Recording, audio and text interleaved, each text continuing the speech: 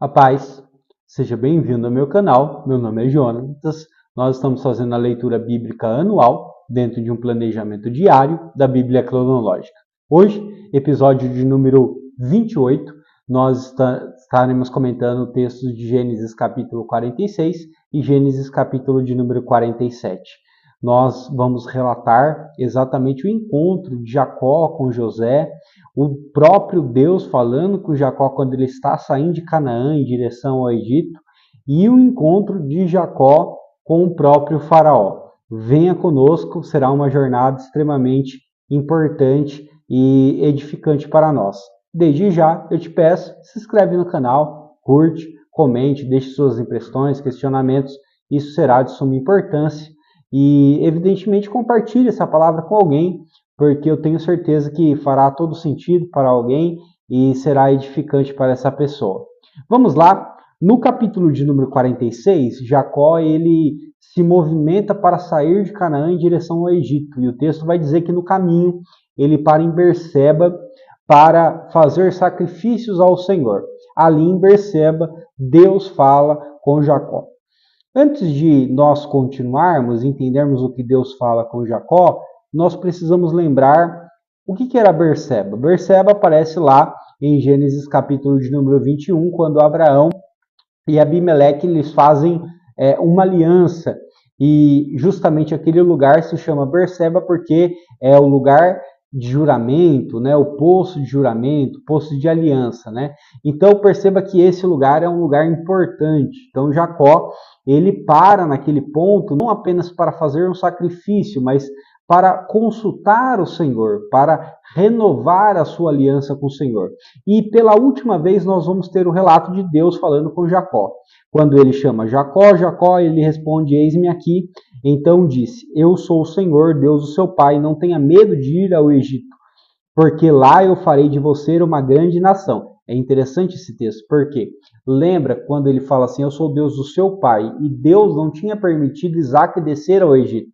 Mas agora Deus está falando, eu sou o Deus do seu pai, que impedi seu pai de descer para o Egito. Mas eu preparei esse tempo para que você descesse para o Egito. Porque lá eu vou te abençoar e vou te prosperar. Gente, é incrível como Deus tem o controle de todas as coisas e Ele coordena todas as coisas nos mínimos detalhes. Na continuidade do texto, nós vamos ter toda a descendência descrita na sua genealogia de Jacó. No finalzinho, no versículo de número 26, nós vamos ver, a partir do 26 e 27, nós vamos ver que toda a família de Jacó somava-se 70 pessoas, juntamente com a família de José. Então, 70 pessoas, elas adentram ao Egito. E nós vamos saber que 400 e tantos anos depois, 2 milhões de pessoas saem do Egito. Realmente, apesar de pelo menos aí 4 ou 5 gerações, um crescimento absurdo, levando-se em consideração que ainda teve um genocídio aí no meio do caminho. Mas nós vamos ver isso. Gente, é incrível como Deus abençoa. E nós vamos ver justamente no final desse episódio como Deus fez as coisas prosperarem, avançarem. E eu tenho certeza que nós seremos impactados por isso. Nesse momento, nós precisamos fazer essa consideração, porque muitas vezes nós olhamos os pequenos começos e falamos, mas o que isso vai dar? Deus ele tem o controle de todas as coisas, então nós precisamos nos entregar diante dele.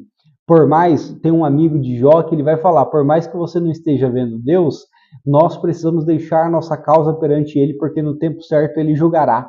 E isso é muito importante. Na continuação dessa história, temos o tão esperado encontro de Jacó e José. Jacó mandou Judá na frente para encaminhar o caminho e eles se encontram na cidade de Gozém, né? Na região de Gozém, que é justamente o lugar que eles vão habitar. E aí José, evidentemente, já pula ali, né, no pescoço do seu pai, chora, se alegra, e depois de toda aquela confraternização, José fala, olha, a gente vai até o faraó. Vocês digam ao faraó que vocês são pastores, que vocês cuidam de rebanhos, porque a terra melhor de se ter aqui no Egito para isso é aqui em Gozém.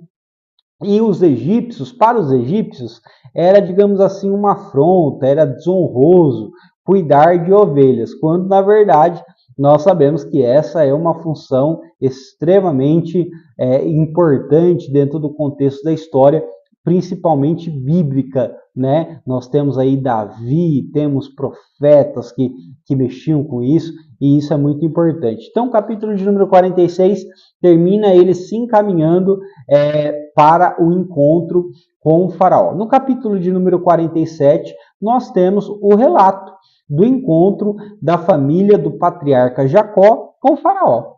Lembrando que nesse contexto, o Egito já era uma potência, mas devido à questão da fome e só ter comida no Egito, gente, o Egito era um lugar assim extremamente, né? Nos dias atuais, eu poderia comparar com os Estados Unidos, mas nem dá para comparar tanto porque ainda nós temos ali um combate ali dos Estados Unidos e da China, né? Mas naquela época era muito disparado os Estados Unidos, o Egito na frente, né? O Egito era uma potência, um império soberano sobre todas as outras, ainda mais nessa circunstância. E aí Jacó vai se encontrar com o faraó. Por que eu estou ressaltando essa importância do Egito? Porque, evidentemente, se o Egito tem essa potência, faraó é o homem mais eminente do mundo. Mas olha o versículo de número 7. José levou Jacó, seu pai, e apresentou a faraó. E Jacó abençoou o faraó. Então o faraó perguntou a Jacó: quantos anos o senhor tem? Olha só a educação, respeito, né? Jacó lhe respondeu: são 130 anos de peregrinação, foram poucos e maus anos da minha vida e não chegam aos anos da vida dos meus pais nos dias das suas peregrinações. Depois Jacó abençoou o faraó e saiu da sua presença. Então José estabeleceu seu pai e seus irmãos e lhes deu propriedades na terra do Egito, na melhor terra, na terra de Ramsés, como o faraó havia ordenado. E José providenciou alimento para seu pai, seus irmãos e toda a casa de seu pai, segundo o número de seus filhos. É interessante porque nessa conversa, o faraó vai olhar para José e fala assim: José, faz o seguinte, pega seus irmãos, pega a sua família, a casa do seu pai, os homens mais hábeis, mais inteligentes, que têm uma liderança, e coloca eles sobre os meus rebanhos, né? Sobre as minhas ovelhas, os bois.